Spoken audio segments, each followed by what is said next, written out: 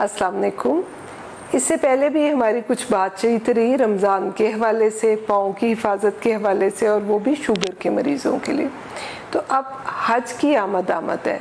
हज भी आपको पता है कि दीन का एक बहुत अहम रुकन है और इसे दीन में ख़ुद मुशक्क़त की इबादत कहा गया है। तो जो ज़ियाबितस के मरीज़ हैं उनके लिए ये कुछ ज़्यादा चैलेंजिंग हो जाता है।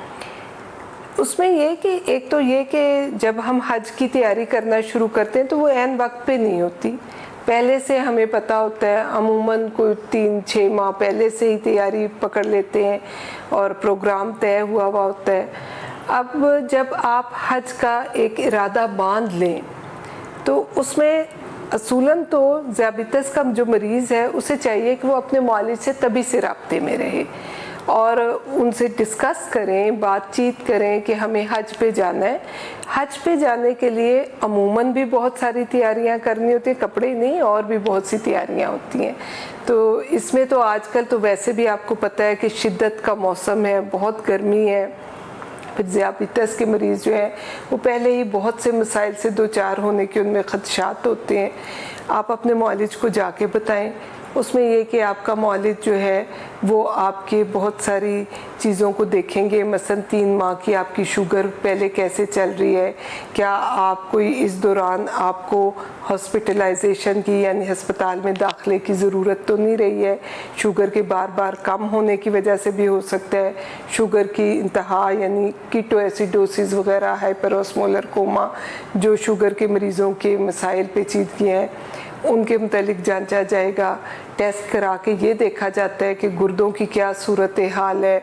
कोई अक्सर जो इसके शुगर के मरीज़ हैं उनमें दिल के अमराज भी होते हैं। तो इन सारे हवालों से आपका मुआलिज जो है वो एक मुकम्मल मुआयना करेंगे।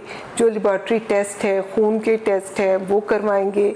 फिर आपके पाँव की जो है वो मुआयना बहुत ज़रूरी है कि वो देखा जाता है कि कोई न्यूरोपैथी यानी असाब पे असरात तो नहीं शुगर के आए हुए जिनकी वजह से आपको ठंडे गर्म का पता नहीं चलता, दर्द नहीं पता चलता।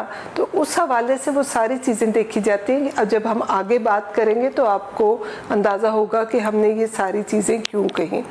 फिर उस दौरान में आपकी दवाओं को सेट किया जाता है। जैसे जो गोलियां खा रहे हैं उन गोलियों का भी देखना पड़ता है। जो लोग इंसुलिन पे हैं वो इंसुलिन के भी कि क्या इतनी ही मिकदार में इंसुलिन लेनी होगी, बढ़ानी होगी, घटाने की ज़रूरत है। और दौरान हज अगर कोई शुगर कम होती है तो उसका क्या होगा।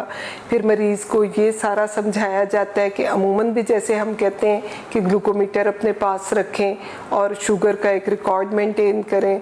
तो इस हवाले से भी कुछ बातें होती हैं जो समझानी होती हैं। तो सारी बातों का लुबे लुबाब ये है कि अगर आपने हज के सफ़र का इरादा बांध लिया है तो फ़ौरन अपने मुआलिज से रब्ता करें। शुक्रिया।